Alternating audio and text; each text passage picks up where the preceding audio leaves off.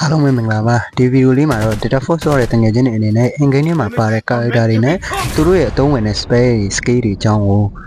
ပြောပြပေးမှာဖြစ်ပါတယ်ပထမဆုံးတယောက်အနေနဲ့ကတော့ကုံနေ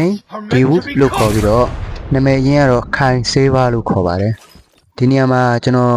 နဲ့အတန်ထွက်မှားတာဒါရှင်တော့အကုန်လုံးနည်းနည်းသိခံခွင့်လွှတ်ပေးဖို့တောင်းဆိုချင်ပါတယ်က183 cm ရှည်ပြီးတော့82 kg ရှိပါတယ်အခုသူ့မှာပါတဲ့ skill တွေအကြောင်းတစ်ချက်လောက်ကြည့်ရအောင်အဆုံးသူ့ရဲ့ skill ကတော့မြန် movement speed မြန်သွားတာပေါ့နော် enemy ကိုမြန်ဆန်ဆန်သွားပြီးတော့ပြေးတာလွှားတာလုပ်လို့ရပါတယ်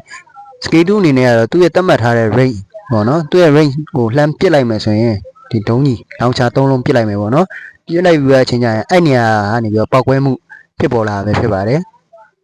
နောက် skill တစ်ခုကတော့အားလုံးသိတဲ့အတိုင်းပဲလွယ်ကူရိုးရှင်းလေးဖြစ်တဲ့ smoke ကျဲတာပေါ့နော်smoke ပစ်လိုက်တယ်နောက်ဆုံးတစ်ခုကတော့ slide ထိုးတာပေါ့ပြေးနေနဲ့ slide ထိုးလို့ရပါတယ်ဒါလည်းရှောင်းတိန်တစ်ခုပေါ့နော်